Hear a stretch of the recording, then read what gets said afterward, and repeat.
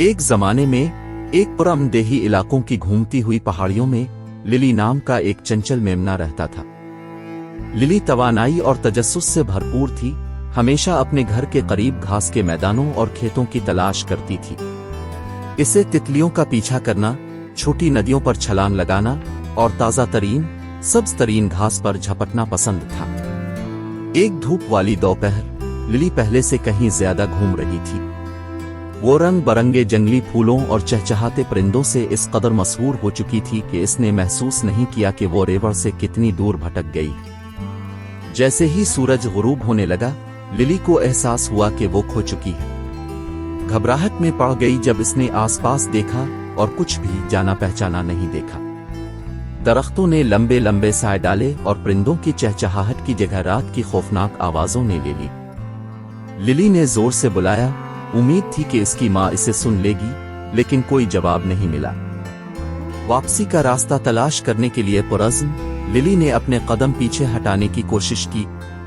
इसे जंगली फूलों की खुशबू याद आई जिसका उसने पहले पीछा किया था। इसकी सूंघने की शदीद हिस पर भरोसा करते हुए वो इस समत बढ़ने लगी जहां फूलों की खुशबू सबसे ज्यादा थी। ताहम जंगल हर कदम के साथ गहरा और मजीद उलझता दिखाई दे रहा था। चलते चलते लिली ने रूबी नामी दोस्ताना खरगोश से ठोकर खाई। लिली की परेशानी को देखकर रूबी ने पूछा, क्या बात है नन्हे मेमने? मैं खो गया हूं और अपने रेवड़ में वापसी का रास्ता नहीं पा रहा हूं, लिली ने अपनी आंखों में आंसू के साथ जवाब दिया। रूबी ने लिली पर अफसोस का इजहार करते हुए कहा, फिक्र ना करो, मैं इस जंगल को अच्छी तरह जानती हूं। मैं तुम्हें घर का रास्ता तलाश करने में मदद करूंगी। रूबी लिली को जंगल में ले गई, ऐसे रास्तों पर घूमती रही जिन पर छोटे भेड़ के बच्चे ने पहले नहीं देखा था।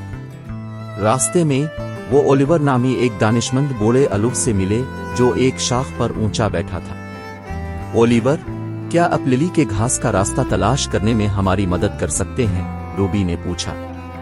ओलिवर ने अपनी तेज नाइट विजन के साथ ऊपर से जमीन की तज़ीन का सर्वे किया। उसने मशवरा दिया, वहां से डैंडिलियंस की पगडंडी पर चलीं। ये आपको सीधे घास के मैदान तक ले जाएगा। लिली और रूबी ने ओलिवर का शुक्रिया अदा किया और अपना सफर जारी रखा।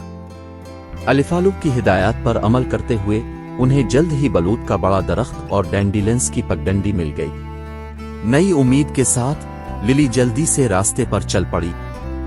कुछ ही देर में लिली ने दूर से अपने घास का जाना पहचाना नजारा देखा। इसका दिल खुशी से उछल पड़ा और वो इतनी तेजी से भागी जितनी इसकी छोटी टांगें इसे उठा सकती थीं।